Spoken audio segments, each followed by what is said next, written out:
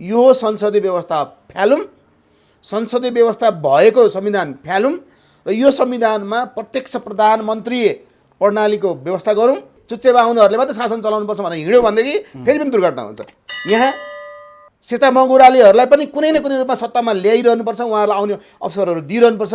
म पहाडे मूलको मिश्र हो, मैले मधेसको आन्दोलन पिएचडी गर्न नपाउने, हामी यहाँ नेपालमा कम्युनिस्ट म यसलाई बनाइदिन्छु। अस्ति नै 17,000 ढालेका थियौँ, अब 17,000 होइन 17 लाख ढालेर भए पनि हामी चाहिँ कम्युनिस्ट शासन ल्याउँ। किनभने तिहानमेन चौकमा विद्यार्थी पेलेको त चाइनालाई थाहा छ। त्यही सोच बोलेका के अरे भएका प्रचण्डजीलाई म के भन्छु भने, प्रचण्डजी तपाईँ प्रचण्ड भएर अब नबस्नुहोस्, आउटडेटेड भइसक्यो प्रचण्डको नाउँ। तपाईँ पुष्पकमल दाहाल भएर तपाईँ एउटा आश्रम खोलेर तपाईँलाई कम्युनिस्ट सिद्धान्तै मनपर्छ, त्यसैको एउटा रिसर्च गर्ने, त्यसैको अनुसन्धान गर्ने, त्यसैको पढाउने गरेर बस्नुहोस्।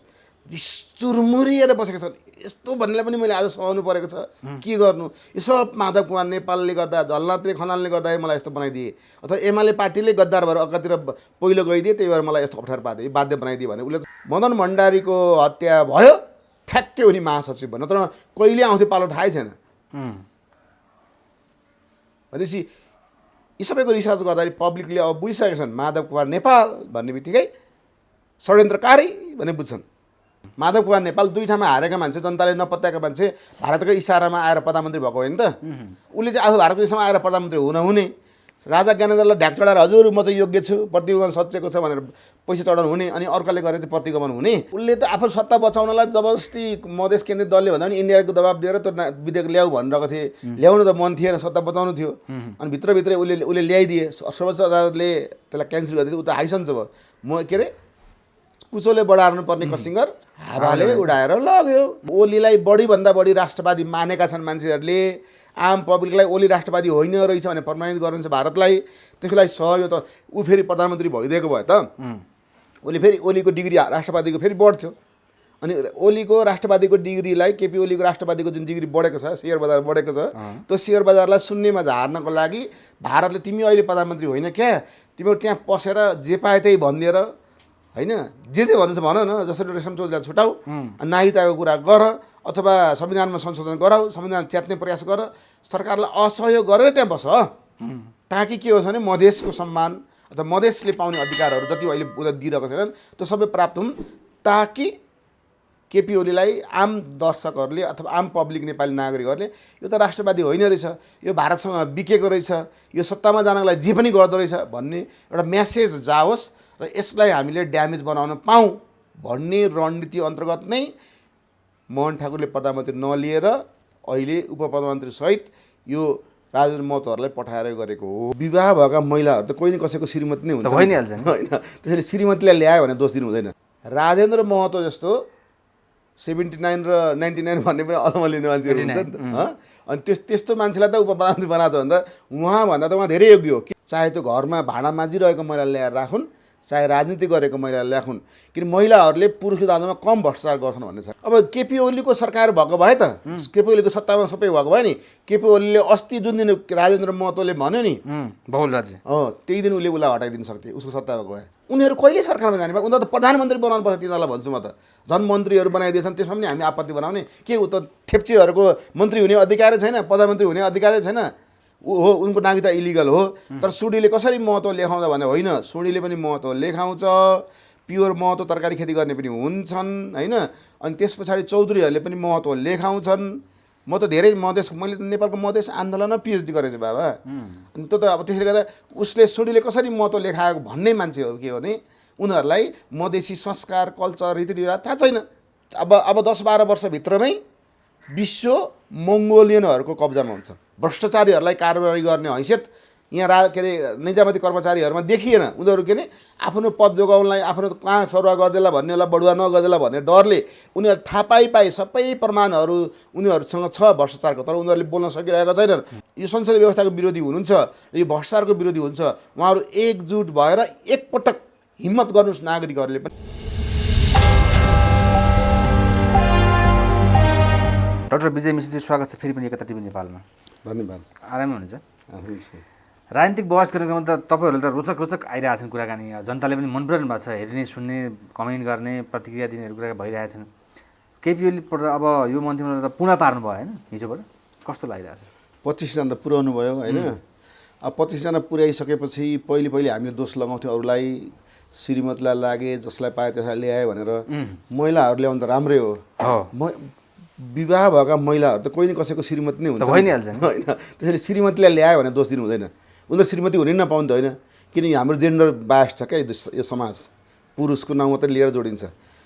अहिलेको सञ्चार मन्त्रीको श्रीमान चाहिँ बरु बादल हो भनेर भन्नुभयो नि होइन, त्यसरी भन्नु पऱ्यो नि। त्यसैले गर्दा सञ्चार मन्त्री जो आउनुभएको छ उहाँ त महिला आएको पहिले पनि अध्यक्ष भइसक्नु होइन, भने उहाँलाई ल्याएको कुरामा मान्छेले टिका टिप्पणी जुन गर्छन् नि त्यो चाहिँ किन उहाँ आफै पनि क्यापेबल हुनुहुन्छ भनेर देखियो।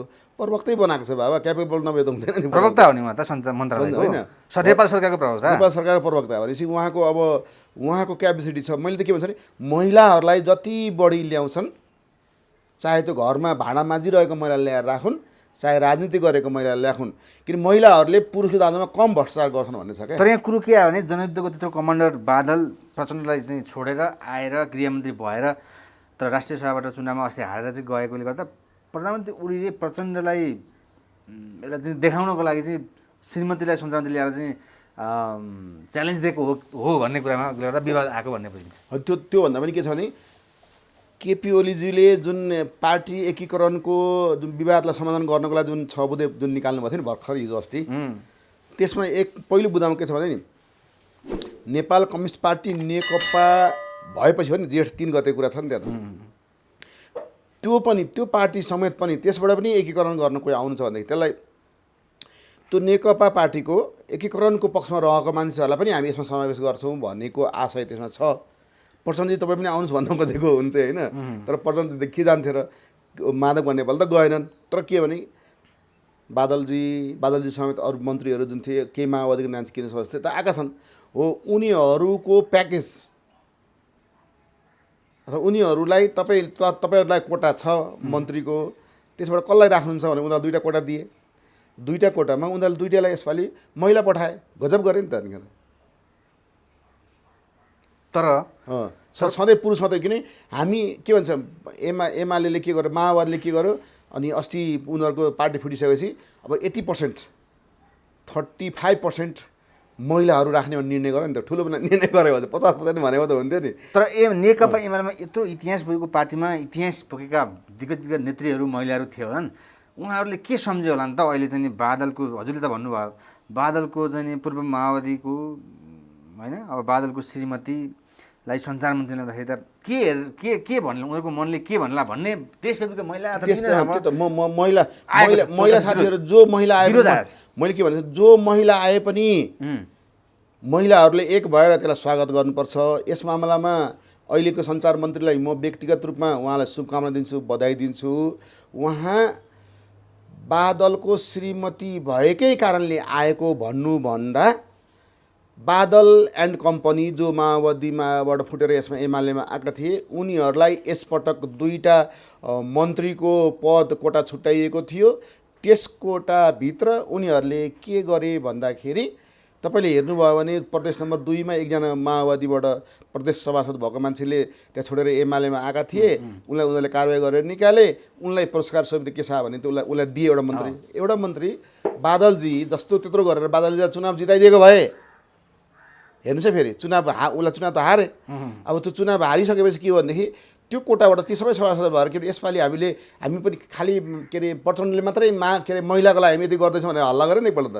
अनि तिमीहरू मात्रै होइन हामी पनि हेर महिला राखिदिन्छौँ भनेर दुईवटा महिलालाई लगेर राखिदिएर उनीहरूले फुटेर जो आएको मान्छेहरू महिलाप्रति हामी पनि उदार छौँ है भनेर एउटा देखाउन खोजे। यसलाई अब फल्नाको श्रीमती फल्नाको ऊ भनेर भन्नुभन्दा यसलाई हामीले के लेख्नुपर्छ भने हो उहाँको क्यापेसिटी राजेन्द्र महतो जस्तो 79 र 99 भन्ने पनि अलमा लिने मान्छेहरू हुन्छ नि त। अनि त्यस्तो मान्छेलाई त उपप्रधानमन्त्री बनाएको भन्दा उहाँभन्दा त उहाँ धेरै योग्य हो। किनभनेदेखि तपाईँले नजिकबाट जसले चिन्नुहुन्छ नि उहाँलाई के अरे हाम्रो बादलजी श्रीमतीलाई उहाँको भनाइ के छ भनेदेखि उहाँलाई के महिलालाई किन कुनै पनि के हुन्छ नि कुनै मान्छे के हुन्छ कुनै ठुलो रुख हुन्छ नि त्यो बुढो रुख भयो भने त्यो रुख जबसम्म त्यो रुख रहिरहन्छ नि त अनि तपाईँसँग त्यहाँ तल नयाँ अर्को रुख पलाउन सक्दैन क्या।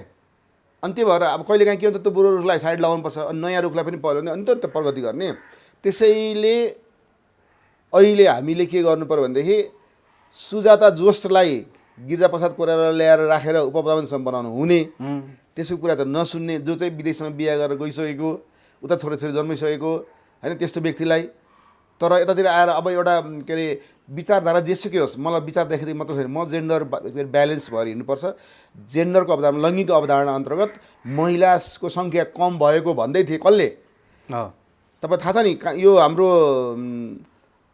एमालेबाट अस्ति पहिले उपसभामुख हुन्थ्यो, पछि मन्त्रीबाट अहिले हटाए नि एमाले। उहाँले के भन्नु, म के अरे पुनर्गठन गरेर त ठिकै हो, तर महिलाको सङ्ख्या कम भयो भनेर उहाँले बोलिदिनु भएको थियो। महिलाको पक्षबाट हो, उहाँको कुरा पनि पुरा गरिदियो, महिला सङ्ख्या पुऱ्याइदियो। तर यत्रो एमालेमा अरू नेत्री हुँदा हुँदै उहाँलाई नै किन राखियो त भन्ने यसो हो क्या, त्यो चाहिँ एमालेलाई भन्दा पनि माओवादीबाट आएका मान्छेहरूले राखेको कोटा हो। त्यसमा यो ऊ भनेर तपाईँ थाहा छ, यो पुनर्गठन गर्न खोज्दाखेरि एकैचोटि सबै 25जना बनाउनु खोज्दाखेरि बादलले गएर केपी ओलीलाई भेटेको, अहिले केही सिटहरू रोक्नुहोस्, हाम्रो मान्छेको हामीले फैसला गरिसकेको छैन, अहिले नराख्नुहोस् त्यो सिट खाली राख्नु भनेपछि उसले स्वार्थै धेरै सिट खाली राखेको थियो नि त।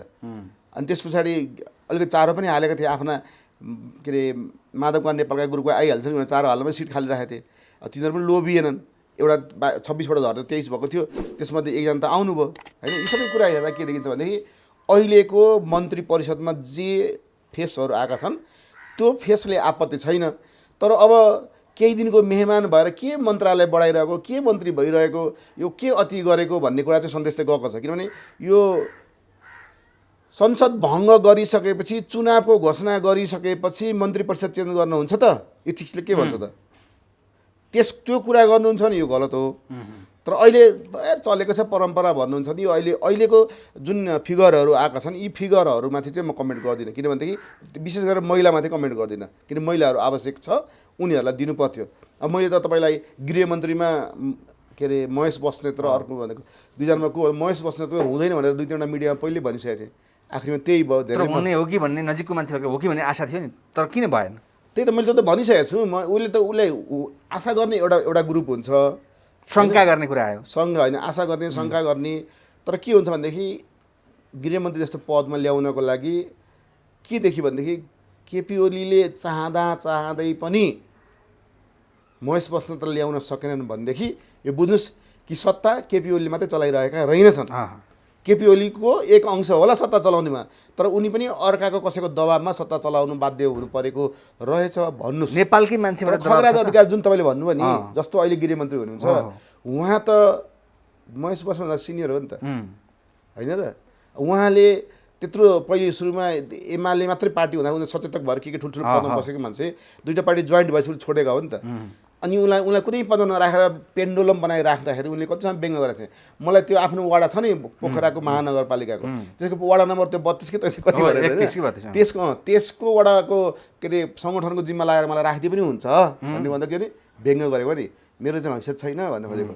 त्यसैले उनको त्यो व्यङ्गले पिन्च गरो कसलाई, केपी ओलीलाई अथवा अरू कुनै खेमालाई, र केपी ओलीले चाहँदै पनि उहाँलाई गृहमन्त्रीमा के अरे महेश बस्नेतलाई राख्न सक्छ। केपी ओलीको मात्रै सरकार होइन भने नेपालकै मान्छेबाट दबाब छ त केपी ओलीलाई?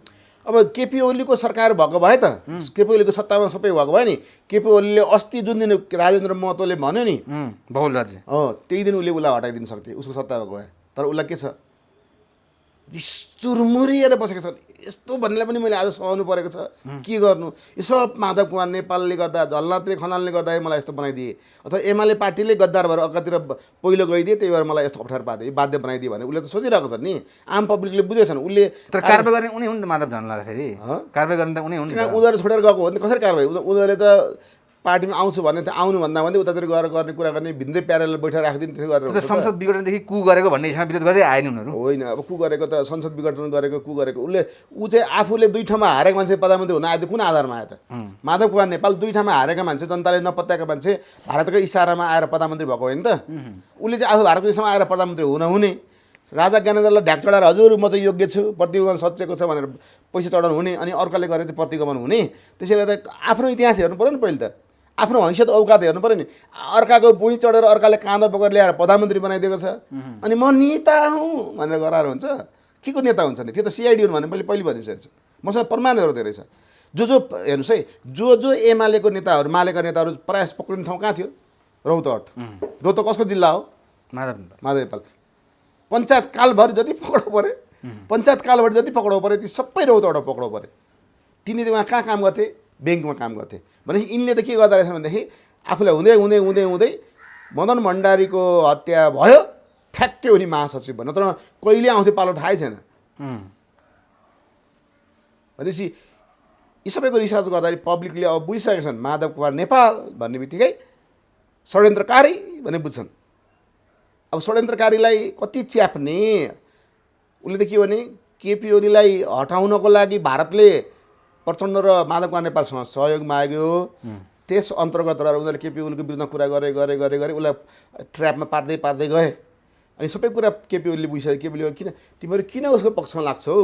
तिमीलाई के चाहियो भने म तिमीलाई गरिहाल्छु भने भारतलाई फेरि बोलाएर रातो कार्पेट बिछाएर रक प्रमुखलाई बोलाएर उसले के गर्यो, हामीमा पनि सहयोग गर्न तयार छु भनेपछि अब के गर्यो भारतले प्रचण्डहरूलाई पनि माधव कुमार नेपालले तिमीहरू गर विरोध गर्दै गर भने यसलाई पनि तँलाई सहयोग गर्दै दुईटैतिर हात हालेर के गरे, दुईटैलाई उस्काएर दुईटैलाई कनसुत्ली लगाएर भन्ने कुरा लगाएर दुईटा झगडा लगाएर चरम स्थिति पाएर अब माओवादीलाई छिया के अरे कम्युनिस्टलाई छिया पार्ने कुरा अन्तर्गत नेकपा जुन जुटाएको छ चाइनाले त्यसलाई 3 टुक्रा त पारिसक्यो। तर यसै भन्दै गर्दाखेरि माधव नेपालबाट 5-7 दिन अगाडि मात्रै केपी ओलीकोमा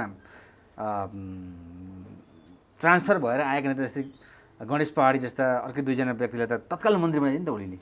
त्यो के च्यालेन्ज? त्यही त अहिले तपाईँले के अरे तपाईँलाई थाहा छ योगेश भट्टराई पनि शेरबहादुर तामाङका समितिले हेर्नुहोस्। होइन, शेरबहादुर तामाङ त आउने भनेकै थियो नि। शेरबहादुर तामाङलाई त अस्ति नै अन्याय भएको थियो। उनी शब्द गर्दै अब के कहिलेकाहीँ के हुन्छ भने जनजाति सेता मङ्गुराली हेर्नुहोस् है, म तपाईँलाई बताइदिन्छु। माओवादीभित्र पनि झन्डै बादललाई पहिले कारवाही गर्न लाग्दाखेरि उसले के भन्छ, तपाईँ खस ब्राह्मणको संस्कारमा हुर्किनु भयो प्रचण्डज्यू, म के अरे मङ्गोली संस्कारमा हुर्किएँ, मेरो आफ्नै संस्कार छ, पार्टी सैद्धान्तिक रूपमा म एक छु, तर संस्कारको रूपमा मेरो केही कमजोरी भयो होला, त्यसलाई सैद्धान्तिक रूपमा नलिदिनुहोस् भने उसले माफी मागेपछि उनको कारवाही फुकुवा भएको थियो। त्यो जमानाको भिडियो आउट भएको छ।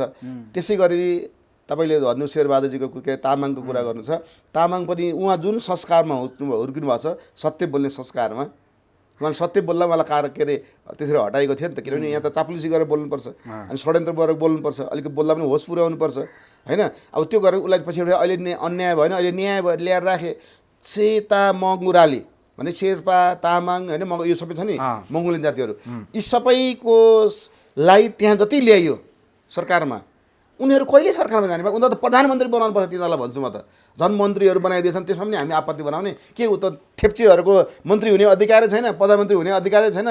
त्यसले गर्दाखेरि साँच्चै भन्नु छ भनेदेखि म त के भन्छ त, विश्व अहिले अमेरिकाको कब्जामा छ नि 1 नम्बर। अब 10-12 वर्षभित्रमै विश्व मङ्गोलियनहरूको कब्जामा हुन्छ। यसै बिचमा जसपाका महेन्द्र ठाकुर पनि झन्डै प्रधानमन्त्री भएकै हुने अस्ति, त्यो उसलाई 8जना मन्त्रीसँग बिके होइन, यसो होइन। उसलाई त प्रधानमन्त्री अहिले नबन, रेशम चौधरीलाई छुटाउनु पर्ने छ। यही के अरे ओलीलाई बढीभन्दा बढी राष्ट्रवादी मानेका छन् मान्छेहरूले। आम पब्लिकलाई ओली राष्ट्रवादी होइन रहेछ भने प्रमाणित गर्नु छ भारतलाई। त्यसको लागि सहयोग त ऊ फेरि प्रधानमन्त्री भइदिएको भए त उसले फेरि ओलीको डिग्री राष्ट्रवादीको फेरि बढ्थ्यो। अनि ओलीको राष्ट्रवादीको डिग्रीलाई केपी ओलीको राष्ट्रवादीको जुन डिग्री बढेको छ, सेयर बजार बढेको छ, त्यो सेयर बजारलाई शून्यमा झार्नको लागि भारतले तिमी अहिले प्रधानमन्त्री होइन क्या, तिमीहरू त्यहाँ पसेर जे पाए त्यही भनिदिएर होइन, जे भन्नु छ भन न, जसरी रेशम चौधरीलाई छुटाऊ, नागरिकताको कुरा गर अथवा संविधानमा संशोधन गराऊ, संविधान च्यात्ने प्रयास गर, सरकारलाई असहयोग गरेर त्यहाँ बस, ताकि के होस् भने मधेसको सम्मान अथवा मधेसले पाउने अधिकारहरू जति अहिले उनीहरू दिइरहेको छैनन् त्यो सबै प्राप्त हुन्, ताकि केपी ओलीलाई आम दर्शकहरूले अथवा आम पब्लिक नेपाली नागरिकहरूले यो त राष्ट्रवादी होइन रहेछ, यो भारतसँग बिकेको रहेछ, यो सत्तामा जानको लागि जे पनि गर्दो रहेछ भन्ने एउटा म्यासेज जाओस् र यसलाई हामीले ड्यामेज बनाउन पाऊँ भन्ने रणनीति अन्तर्गत नै मोहन ठाकुरले प्रधानमन्त्री नलिएर अहिले उपप्रधानमन्त्री सहित यो राजेन्द्र महतोहरूलाई पठाएर गरेको हो। तर राजेन्द्र महतो सहित आएका मन्त्रीबाट मधेस र तराईको विवेकको लागि काम गर्ला नि त, मधेसले के पाउँछ? अब होइन, पाउने भन्दा त अब तपाईँले हेर्नु संविधान संशोधन गर्नु भनेर कमिटी बनाएको छ दुईतिर, संविधान संशोधन के बुझाएर उनीहरूले पेस गर्ला नि, त्यसमा पछि 2 तिहाई ल्यायो भने जाला नि। तर के छ भनेदेखि हो मोहन ठाकुर अथवा तपाईँले मधेसका धेरै रैथाने मधेसीहरू नेपालको राष्ट्रियताको पक्षमा एकजुट भएर पहाडे समुदायसँग अथवा जनजातिहरूसँग अथवा खस ब्राह्मणसँग अथवा मधेसी सबै मिलेर जाउँ भन्छन् उनीहरू एकजुट भएर। तर नवनागरिकहरू जो भारतबाट आएका छन् राजनैतिक उद्देश्य पूर्ति गरेर आएर तराईलाई इन्डियामा गाभ्ने रणनीतिगत जो आएका छन् उनीहरूले त्यो त्यहाँको रैथाने मधेसीहरूलाई पनि दुःख दिइरहेछन्। त्यहाँको राजनीतिमा, तराईको राजनीतिमा, तराईको व्यापारमा, तराईको सामाजिक स्ट्रक्चरमा उनीहरूले नवनागरिकहरूले प्रभाव पारिरहेका छन्। अनि त्यसको प्रतिवाद गर्न उनीहरू सकिरहेको छैनन्। तर केही युवाहरू यस्तो छन्, केही बौद्धिक वर्ग यस्तो छन् त्यहाँको मधेसको, अहिले तपाईँ हेर्नु भने मिडियामा आइरहेछन्, उनीहरूले त्यो राजेन्द्र महतोको खुलेर विरोध गर्छन्। राजेन्द्र महतोको गाउँ गाउँमा पुतला जलाएका छन्। किन गरेका छन् भनेदेखि राजेन्द्र महतो नियोजित ढङ्गले राजनीतिक उद्देश्यको लागि यहाँ पठाइएको पात्र हो भनेर प्रमाणित भइसक्यो। त्यो त भारतबाट तपाईँले सबैले हेर्नु भारतको नागरिक हो भनेर कुन ठाउँको सुडी थरको हो यस्तो उसो भने तर सुडी थर भन्ने के अरे महतोहरू सुडीहरूले महत्त्व लेखाउँछन् क्या। फेरि यो पनि मान्छेले यो सुडी हो महत्त्व कसरी लेखाएर अलमल्ने पर्दैन। हामी मिश्रले यो थर लेखायो भने झगडा गरे जस्तो होइन। सुडीहरूले महत्त्व लेखाउँछन्, चौधरीहरूले पनि महत्त्व लेखाउँछ। आम पब्लिकले बुझ्नु पऱ्यो क्या, कुनै कुराको जातीय कुरामा जानु हुँदैन हामीले।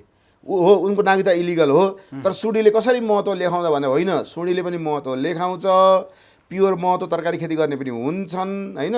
अनि त्यस पछाडि चौधरीहरूले पनि महत्त्व लेखाउँछन्। म त धेरै मधेस, मैले त नेपालको मधेस आन्दोलनमा पिएचडी गरेको छु बाबा। अनि त्यो त अब त्यसले गर्दा उसले सुडीले कसरी महत्त्व लेखाएको भन्ने मान्छेहरू के हो भने उनीहरूलाई मधेसी संस्कार, कल्चर, रीतिरिवाज थाहा छैन, तर उनीहरूले लेख्छन् त्यो। हेर्नुहोस् है, अब तपाईँले गर्दाखेरि तर उसको नागरिकता चाहिँ फेरि इलिगल हो यस्तै भनेर फेरि छानबिन हुने कुरा हुँदैन मलाई त्यस नागरिकता। छानबिन गर्न यो कम्युनिस्टहरूकै युवा सञ्जालले एकपल्ट अख्तियारमै मुद्दा हालेकै हो नि त छानबिन गर्ने भनेर। तर यहाँ के छ, प्रचण्डको छानबिन हुँदैन, कतिपय मुद्दा प्रचण्डको पेन्डिङ छ होइन, कतिपय कुराहरू सबै फस्टारिएको वाइड बडीको अहिले पेन्डिङ छ होइन, अम्नीको कुरा त्यस्तै छ होइन। यी सबै कुराहरू गर्दाखेरि सत्तामा पुग्ने मान्छेहरूलाई नेपालको निजामती कर्मचारी जजले स्रोत निकाय उनीहरूले कारवाही गर्न हैसियत सक्दैन कि, किन उनीहरूले उनीलाई सर्व गरिदिन्छन्, घटबा गरिदिन्छन्, उनीहरूलाई कारवाही गरिदिनु डराउँछन्। त्यसैले त म भन्छु सत्तामा राष्ट्रवादी मान्छेहरू आउनु पऱ्यो, विदेशीबाट बिक्री मान्छे आउनु भएन, भ्रष्टाचार गर्ने मान्छे आउनु भएन। अनि बल्ल नेपालको राजनीतिमा द्वन्द्व हट्छ र यहाँको समृद्धि हुन पाउँछ। यसै विषयमा नागरिकता अध्यादेश सँगसँगै महतोको नेतृत्वमा 8 जना मन्त्री बनाइएको कुरा र हिजो भर्खरै सर्वोच्चले चाहिँ नागरिकता अध्यादेश नगर्नु भनेर चाहिँ आदेश दिइसकेपछि अब हुन्छ कि ओलीले चाहिँ अब के निकै झट्का खाएको? ओली त खुसी भयो नि। कसरी खुसी? उसले त आफ्नो सत्ता बचाउनलाई जबरजस्ती मधेस केन्द्रित दलले भन्दा पनि इन्डियाको दबाब दिएर त्यो विधेयक ल्याऊ भनिरहेको थिए। ल्याउनु त मन थिएन, सत्ता बचाउनु थियो। अनि भित्रभित्रै उसले ल्याइदिए। सर्वोच्च अदालतले त्यसलाई क्यान्सल गरिदिए। ऊ त हाइसन्च भयो। म के अरे कुचोले बढार्नु पर्ने कसिङ्गर हावाले उडाएर लग्यो। तपाईँ ओलीलाई राष्ट्रघाती धेरै नभन्नुहोस् क्या। ओली कहिलेकाहीँ के हुन्छ बाध्यता हुन्छ। प्रचण्डलाई भारतमा ज्वाइँ जस्तो पालेको हो कि होइन? दिल्ली सम्झौता भएर नेपालमा 7 साल पर्यन्त आएको कि त्यो कहाँ भयो त? दिल्लीमा 3टा पार्टी मिलेर। त्यसरी को गयो? राजा पनि गयो त्रिभुवन, राणा पनि गए, काङ्ग्रेस पनि गयो, बिपी पनि गए। तिनीहरूले त्यहाँ गएर सम्झौता गर्न हुने। त्यही 7वटा पार्टी गएर 12 बुधे सम्झौता इन्डियामा गएर गर्न हुने। अनि अब अहिले आएर उसले आफूले नजिकको मान्छे सत्ता जोगाउनलाई इन्डियालाई ल्याउँछ। यो त राष्ट्रघाती भन्छ नि हामीहरू। राष्ट्रघाती त त्यहीँदेखि सुरु छ जतिखेर 7 सालको राष्ट्रघात त गरिएकै हो नि। राष्ट्रघात त गरिएकै पटक राष्ट्रघात सबै नेता जति पनि भयो नि राष्ट्रघात गरेर नेता भयो क्या। राष्ट्रलाई राष्ट्रको प्राकृतिक स्रोतहरू बेचेर जिम्मा लगाउँदै मन्त्री पद पड्काउँदै, जिम्मा लगाउँदै प्रधानमन्त्री पद पड्काउँदै, तँलाई मैले प्रधानमन्त्री बनाइदिएँ, तँलाई यो खोला मलाई ल्या भन्छ नि के कोसिदियो हो। यत्रो हुँदाखेरि पनि नागरिकता आदेशलाई मान्यता नदिने सर्वोच्चको आदेश त न्याय केही छ भन्ने देशमा त लाग्यो। हो, कार्यपालिका, व्यवस्थापिका, न्यायपालिका 3टा मध्ये आम पब्लिकहरूले व्यवस्थापिका र कार्यपालिकासँग मोहभङ्ग भइसकेको थियो। तर सर्वोच्च अदालतले अहिले यो निर्णय गरेर त्यो अध्यादेश कार्यान्वयन नगर्नु भनिदिएकोले नेपालको नागरिकहरूलाई त्यो 3टा स्वतन्त्र निकायहरूमध्ये न्यायपालिकासँग अब आश जागेर आएको छ। त्यसैले न्यायपालिकालाई म धन्यवाद दिन्छु, किनभने न्यायपालिकाले यो राम्रो काम गरिदिएको छ आम पब्लिक नेपालको राष्ट्रियता जोगाउनको लागि। त्यसैले अब पनि नेपालको राष्ट्रियता जोगाउनको लागि न्यायपालिकाले गजबको काम गरोस्। नेपाली सेना पनि चुप लागेर नबसोस्। भ्रष्टाचारीहरूलाई कारबाही गर्ने हैसियत यहाँ के अरे निजामती कर्मचारीहरूमा देखिएन। उनीहरू के अरे आफ्नो पद जोगाउनलाई आफ्नो कहाँ सरुवा गरिदेला भन्नेलाई बढुवा नगरिदेला भन्ने डरले उनीहरू थाहा पाई सबै प्रमाणहरू उनीहरूसँग छ भ्रष्टाचारको, तर उनीहरूले बोल्न सकिरहेका छैनन्। अब उनीहरूलाई बोल्ने हिम्मत दिने खालको राजनीतिक नेताहरूलाई हामीले आगामी इलेक्सनहरूबाट ल्याउनु पर्यो र जसले जसले भ्रष्टाचार गरेका छन् ती भ्रष्टाचारीहरूलाई सेनाको अगुवाईमा कारबाही गर्न खोजियो भने अनि जनता खुसी हुन्छन्, थपडी बजाउँछन्, ओ यो भ्रष्टाचारलाई कारबाही गर। म त के भन्छु थाहा छ, त्यो एउटा हुन्छ क्या मेसिन, त्यो प्राविधिक रूपमा ठ्याक्क मेसिनको नाउँ मलाई याद थियो, अहिले मैले ठ्याक्क अहिले बिर्सेँ। त्यो मेसिनले के भनेदेखि मान्छे त्यो मेसिन लगाएर उसलाई बोलाउन आउँदा झुटो बोल्यो कि सत्य बोल्यो थाहा पाइन्छ अरे, प्रहरीहरूले प्रयोग गरेको नेपालमा हेर्दा कता सुनिन्छ। हो, हाम्रो जति पनि मन्त्री भइसकेका मान्छेहरू छन् अहिलेसम्म सबलाई ल्याउने टेलिभिजन, नेपाली टेलिभिजन लाइभ गरेर त्यो मेसिन लगाउँदै त्यहाँनिर सोध्ने, तपाईँले भ्रष्टाचार गरे यो यसमा तपाईँ भ्रष्टाचार गरेर के भन्नुहुन्छ, उसले ढाँट्ने बित्तिकै मेसिनले भन्छ, मेसिनले यसले ढाँटिरहेको छ भन्ने बित्तिकै त्यो मान्छेलाई पक्रेर फोहोरमा हालिदिइहाल्ने, पछि कारबाही प्रक्रिया हुन्छ। यदि होइन मेसिनले उसले बोलेको कुरालाई सत्य छ र मेसिनले पनि सत्य भन्यो भनेदेखि त्यो मान्छेलाई सम्मानसाथ राजनीति गर्न फुका गरिदिने। यसरी गएर ग्रेडिङ नगर्यो भने, दुवाली छेकेर माछा मारेर स्टाइलले गरेर यसरी गरेर ग्रेडिङ गऱ्यो भने जनताले प्रत्यक्ष हेरिसकेपछि जनताले बुझ्छ ए यो नेताहरू भ्रष्टाचार, हामी के छौँ, षड्यन्त्रको राजनीति छ क्या नेपालमा। नभएको मान्छेलाई पनि आरोप लगाउँछ यसले यो गरेको हो भनेर, अनि जसले गरेको छैन उसलाई आरोप लगाइरहन्छ, जसले भ्रष्टाचार गरेको हुन्छ ऊ चोखिएर हिँडिरहेको हुन्छ, ठुलो मान्छे भएर सम्मानित समाजसेवी भएर हिँडिरहेको हुन्छ। यो नै के अरे यहाँको नेताले यहाँको राजनीतिक अहिलेको प्रणालीले, संसदीय व्यवस्थाले नागरिक र नेता बीचको दुईवटा वर्ग विभाजन गरिदिएको छ। नागरिकहरूको सबैका ओठहरू सुकेका छन्, ती सुकेका ओठहरू नागरिकको जुन छन् त्यो हाम्रो नेताहरूले आफै भ्रष्टाचार गर्ने, अनि भ्रष्टाचारीहरूलाई सहयोग गर्ने, चन्दा लिएर नेता बनाउने, समानुपातिकमा लाने, आफ्ना श्रीमती, भान्जा, भान्जी, छोरी होइन, अनि के अरे साली यस्तालाई लभर यस्तालाई ल्याएर संसद बनाउने, मन्त्री बनाउने, यस्ता क्रियाकलापले गर्दा के हुन्छ भनेदेखि आम पब्लिकहरू निराश भएको अवस्थाहरू छ, यति बेला निराश भएका छन्। अब त्यसो गर्दा के देखिन्छ भने अब त्यो आम पब्लिकहरूले यसरी राजनीति गरे, के अरे कमिसन खाने, संस्थागत कमिसन खाएर आफू अगाडि बस्ने, पैसा कमाउने, अनि चुनावमा खर्च गर्ने, अनि पैसा नभए त चुनावै लड्न सक्दैन भन्ने वातावरण क्रिएट गरिदिएको छ संसदीय व्यवस्था। त्यसैले यो संसदीय व्यवस्था फ्यालौँ, संसदीय व्यवस्था भएको संविधान फ्यालौँ र यो संविधानमा प्रत्यक्ष प्रधानमन्त्री प्रणालीको व्यवस्था गरौँ र प्रत्यक्ष प्रधानमन्त्री हुने सभासदहरूको सङ्ख्या कम राखेर सभासदहरूले ऐन कानुन बनाउने, पोलिसी बनाउन मात्रै काम गर्ने, विकासको काममा सभासदहरूलाई नराख्ने, सभासदहरूले मन्त्री हुन नपाउने नियमहरूको विकास गरेर गइयो भने प्रत्यक्ष प्रधानमन्त्री भएको मान्छेले टप जो बौद्धिक वर्गहरू छ, त्यो विशेषज्ञहरू उनीहरूलाई राखेर मन्त्री परिषद बनाएर विकास गर्यो भने हेर्नुहोस् मालामाल हुन्छ। तर त्यसको लागि के गर्नु पर्यो भनेदेखि हामीले संविधानमै संशोधन गर्नु पर्यो। अब संविधानमा संशोधन गर्नलाई के आवश्यक छ भन्दाखेरि यो संसदीय व्यवस्था फ्याल्नुपर्छ। अब यो फ्याल्नलाई के गर्नु पर्यो भनेदेखि कि जनताको आन्दोलनले फ्यालिन्छ कि 2/3 बहुमत पाएर संविधानमा संशोधन गर्न सकिन्छ। त्यसको लागि त्यही भएर म भन्छु नेपालको लागि नेपाली भन्ने एउटा पार्टी खोलेको छ, त्यसमा धेरै व्यक्तिहरू यसमा आउनुभएको छ। उहाँहरूको कुरा सुन्दा मलाई के लाग्छ भनेदेखि ओहो अब नेपालमा केही परिवर्तन हुन्छ कि भन्ने लाग्छ। प्रत्येक जिल्लाबाट गाउँबाट म यसको सदस्य बन्छु भनेर भनिरहनु भएको अवस्थाहरू छ। त्यसैले अहिलेको अवस्थामा सबैजना जो यो संसदीय व्यवस्थाको विरोधी हुनुहुन्छ, यो भ्रष्टाचारको विरोधी हुन्छ, उहाँहरू एकजुट भएर एकपटक हिम्मत गर्नुहोस् नागरिकहरूले पनि र आगामी दिनमा प्रत्यक्ष प्रधानमन्त्री प्रणाली लागू गर्ने गरी संविधान संशोधन गरेर अघि बढ्यो भनेदेखि यो 2/3 पाइसकेको सरकार पनि बिस्तारै बिस्तारै खुम्चिँदै 94 96 कतिमा पुगेछ नि त अहिले। त्यस्तो हुँदैन। अहिले प्रत्येक महिनै पछि सरकार चेन्ज गरिरहनु पर्दैन, मन्त्री थपेर सत्ता जोगाइराख्नु पर्ने स्थिति हुँदैन। किन 5 वर्षलाई त प्रत्यक्ष प्रधानमन्त्री त ग्यारेन्टी भयो, अनि उसले त आफ्नो बचाउनु पायो। यी सबै कुराहरूले गर्दाखेरि 5 वर्ष पनि धैर्य गर्न नसक्ने प्रचण्ड र माधव कुमार नेपालको कारणले दुर्घटना भएको हो नि त। अहिले हो त नि, 5 वर्ष धैर्य गर्नु पर्दैन।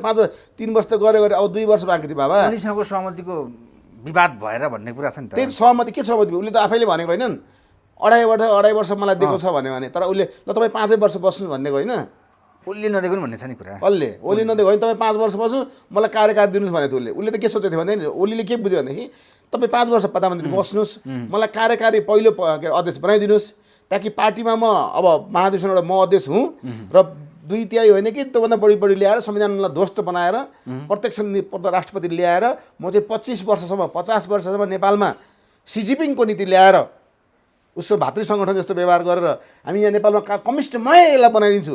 अस्ति नै 17,000 ढालेको थियौँ, अब 17,000 होइन 17 लाख ढालेर भयो भने हामी चाहिँ कम्युनिस्ट शासन ल्याउँ। किनभने तिहानमेन चौकमा विद्यार्थी पेलेको त चाइनालाई थाहा छ, त्यही सोच के अरे भएका प्रचण्डजीलाई म के भन्छु भने प्रचण्डजी तपाईँ प्रचण्ड भएर अब नबस्नुहोस्, आउटडेटेड भइसक्यो प्रचण्डको नाउँ।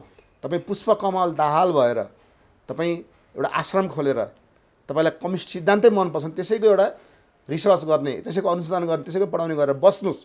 तर तपाईँले यति मान्छेलाई नरसंहार गर्नुभयो, यति भौतिक पूर्वाधारहरू सबै खतम पार्नुभयो। यो सबै के को लागि रहेछ भन्दाखेरि भारतको लागि तपाईँ गरिदिनु भएको रहेछ। भारतले ज्वाइँ जस्तो पालेको रहेछ। तपाईँ त आफ्नो घर त छैन। तपाईँले त बादलले पनि पदको लोलप गरे होइन श्रीमतीलाई मन्त्री बनाएर? बादलले पदको लोलुप भएन। त्यही त माओवादीबाट फर्केर आएकाहरूको ग्याङले बसेर निर्णय गरेर उसलाई दिएको, त्यसलाई पद लोलुप भनिँदैन। उहाँको राजनीतिमा कुनै अंश नभएको भए, एउटा नर्तकी भएको भए होइन भन्नु न। तपाईँ सुशीला कार्की भने के सुशीला कोइराला भन्ने जुन भाउजू हुन्थ्यो, सुशीला भाउजू भन्थ्यो नि बिपीको, हामी कुरा गर्दाखेरि उहाँले के थियो त, उहाँले कहिले राजनीति भाग लिनुभयो? बरु उहाँले नृत्यहरू सिकाउनुहुन्थ्यो, कहिले राजनीतिमा आउनु भएन।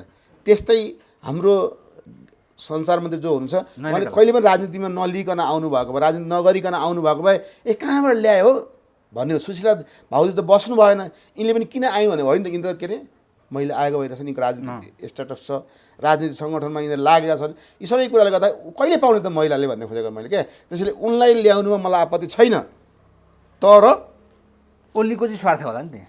ओलीको स्वार्थ के भनेदेखि आफूले तानेर ल्याएको माओवादीहरूलाई अझै पनि थामथुम पारेर राखेर यिनीहरूलाई जोताएर बहुदलीय जनवादमा, जनताको बहुदलीय जनवादमा लानुपर्नेछ जो माओवादको थिए। अब माओवादको ह्याङ ओभर हटाएर यिनीहरूले जनताको बहुदलीय जनवादमा ल्याउनको लागि त केही अवसर दिनु पर्यो, चारो फाल्नु परेन। अनि 4 मन्त्री त दिएका थिए, तर सर्वोच्च अदालतले त क्यान्सल गरिदियो। त्यस पछाडि उनीहरूले के भने अब उनीहरूलाई फेरि मन्त्री बनायो झन् बदनाम हुन्छ, सर्वोच्च अदालत झन् रिसाउँछ।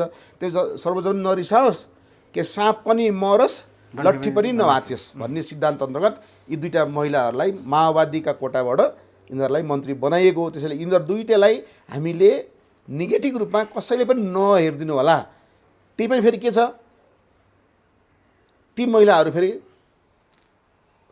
नेपालमा के छ, मधेसीहरू 33%, जनजातिहरू 35%, बाँकी रहेको पहाडे क्षेत्री ब्राह्मणहरू भनेपछि ट्रायङ्गल छ क्या यहाँ। टोटल जनसङ्ख्या हेर्नुभयो भने 33 भन्नुहोस्, अलिकति जनजाति बढी छन्। यो तिनटैको सम्मिश्रण त जहाँ पनि हुनु पर्यो नि बाबा। त्यो प्रशासनमा पनि हुनुपर्छ, सेनामा पनि हुनु पर्यो, अथवा नेपालको मन्त्री परिषदमा पनि हुनु पर्यो, संसदमा पनि हुनु पर्यो। मन्त्री परिषदमा त्यो समीकरण ल्याउन खोजे यो दुईटा महिला जो आए माओवादीबाट, यिनीहरूले त त्यो समीकरणलाई प्लास्टर लगाइदियो, अलिकति मजबुत बनाउने काम गरे। यसलाई हामीले गलत रूपमा बृहत रूपमा सोच्छौँ क्या। हामी कसैले चुच्चे बाहुनहरूले मात्रै शासन चलाउनुपर्छ भनेर हिँड्यो भनेदेखि फेरि पनि दुर्घटना हुन्छ। यहाँ सेता मगुरालीहरूलाई पनि कुनै न कुनै रूपमा सत्तामा ल्याइरहनुपर्छ, उहाँहरूलाई आउने अवसरहरू दिइरहनुपर्छ। मधेसी अर्ग्यानिक मधेसी फेरि त रैथाने मधेसीहरूलाई त्यो फेरि षड्यन्त्रमूलक ढङ्गले नयाँ नवनागरिक भएर राजनीतिक उद्देश्य प्राप्त गर्नको लागि, नेपाललाई फिजीकरण गर्नको लागि आएको मधेसीहरूलाई चाहिँ फेरि होइन नि। फेरि अहिले आएका मन्त्री नेपाललाई फिजिकल गर्न आएका हुन् हो। त्यसमध्ये राजेन्द्र महतोहरू होइन, राजेन्द्र महतो त हेर्नु, राजेन्द्र महतो फिजिकरण गर्नै आएका हुन्, तर त्यसमध्ये अरू नेताहरू फेरि फिजिकरण गर्न आएका होइन। उनीहरू किन चुप लाएर हिजो भर्खर शरद सिंह भण्डारी पनि बनाइयो नि मन्त्री उद्योग। तपाईँले शरद सिंह भण्डारी भनेको आफै मधेसी हो नि, उहाँ पाहाडै हो, पाहाडै मुलको मान्छे। तपाईँ मान्छे अचम्म लाग्छ नि, एउटा पाहाडेले मधेसको राजनीति गर्न सक्दैन। म पाहाडै मुलको मिश्र हो, मैले मधेसको आन्दोलन पिएचडी गर्न नपाउने? हेर्नुहोस् है त। भनेपछि के हो त भने त्यो दारो भाडुमा ऊ त पाहाडै मुलको भयो नि त होइन, तर उसले मधेसी बारेमा कुरा गर्न पायो नि त, होइन पार्टीमा जानु पायो नि त। उनीहरूले मधेसीहरूलाई पनि पत्र। तर एउटा कुरा के गर्नुपर्छ भने मधेसीहरूलाई दिनुपर्छ भनेर इन्डियाको रणनीति अन्तर्गत हिँडेर होइन कि, नेपालको रैथाने अर्ग्यानिक मधेसीहरू जो छन्, जो सीता के अरे जनकको राजा हुँदादेखिको अस्तित्वमा थिए, विराट राज्य हुँदादेखिको अस्तित्वमा थिए, गौतम बुद्धको राज्य हुँदादेखिको अस्तित्वमा थिए, अर्थात् सलेस राजा जुन छन् तपाईँ तराईमा हेर्नुभयो भने सिरा शब्दले देख्नुहुन्छ। अनि त्यो तपाईँ त्यो अस्तित्वमा थिए, अथवा तपाईँ सेन वंशीहरूले राज्य गरेका जुन छ नि त, नुवाकोटबाट यता तपाईँले विजयपुर चौधरीसम्म यो तराई भेरिया सबै राज्यहरू थिए। यी सबै अम्बरपुर भन्ने सप्तरीमा जुन राज्य थियो, राजधानी थियो होइन, यी सबै हेरेर लुहाङसेनले लुहानसेन भन्ने जुन सेन वंश राजा छ नि, त्यही लुहाङसेनले भनेर लुहानसेनको नाउँबाट उसले बस्ती बसाएकोले लाहान भन्ने नाउँ रहेको। अब तपाईँले त्यसो गरेर त्यतिखेरदेखि जमाना छ, उसले बस्ती बसाएको भन्नुहुन्छ। अब तिनीहरूलाई तपाईँले फेरि लाहान बस्न हेर्छ, यसरी बाहिरबाट आयो होला सोच्नु भनेको त फेरि त्यो मानसिकता फेरि कमजोर हो हेर्नुहोस्। त्यसले गर्दा हामी के देख्छौँ भने त्यही भएर भन्छौँ मधेसमा दुई किसिमको नागरिक छन्। एउटा रैथाने मधेसीहरू छन् जुन काठमाडौँ उपत्यकाका बस्तीभन्दा पुरानो बस्ती भएको मधेसीहरू हो।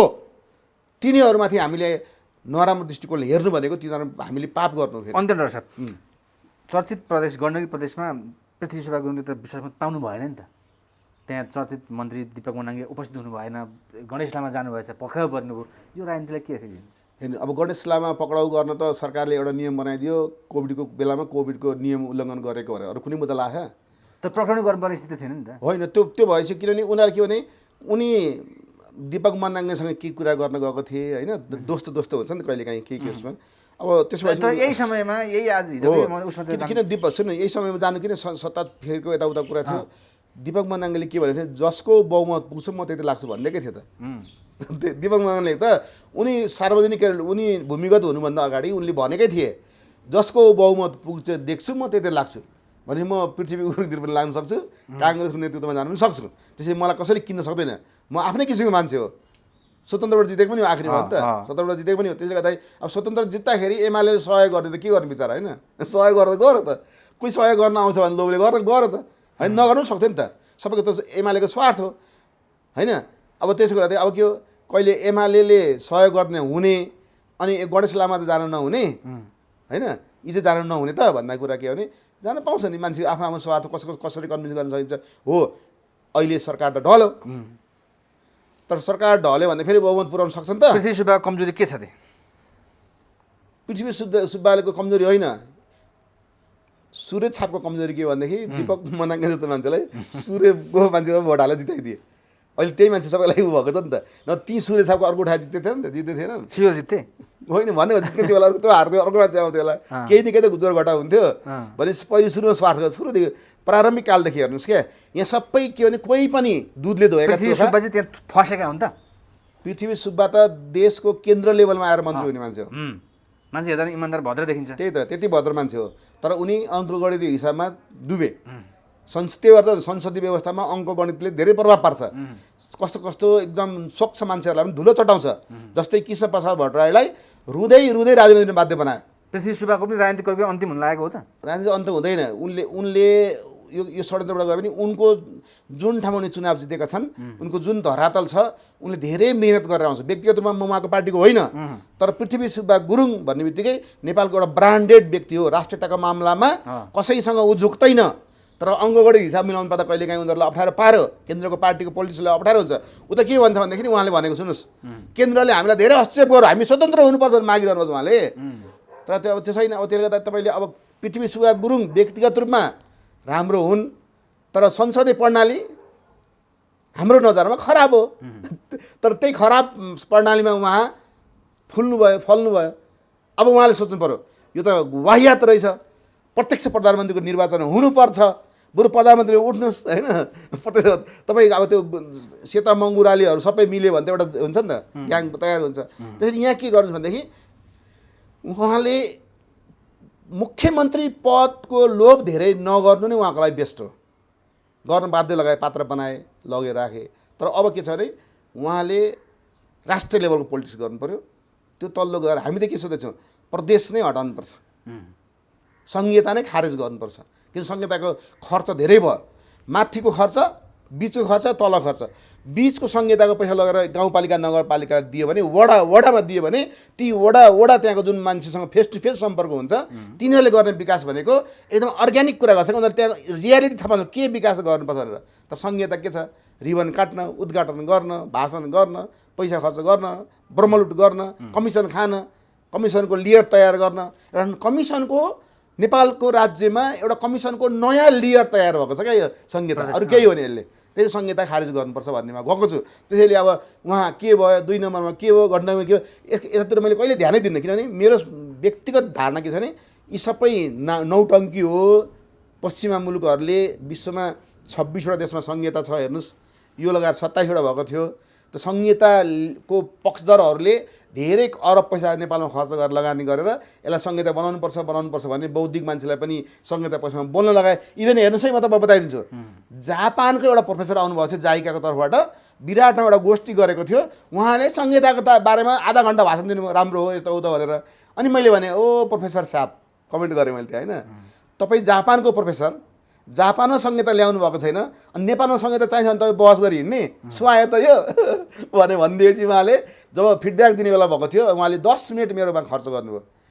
तर उहाँले जब भनेपछि मैले एउटा नयाँ कुरा के थाहा पाएँ भनेदेखि, हो जापानमा संहिता छैन, तर जापानमा नगरपालिका जुन छ अथवा जुन नगर तल्लो स्तरको स्थानीय सरकार छ त्यसलाई प्रधानमन्त्रीले पनि चलाउन सक्दैन, त्यति पावर छ त्यो। त्यस्तै जापानको जस्तै स्थानीय सरकारको पावर नेपालको सरकारलाई दिए पनि यो संहिता चाहिँदैन भन्ने कुरा त्यतिखेर मैले सङ्कल्प गरेँ।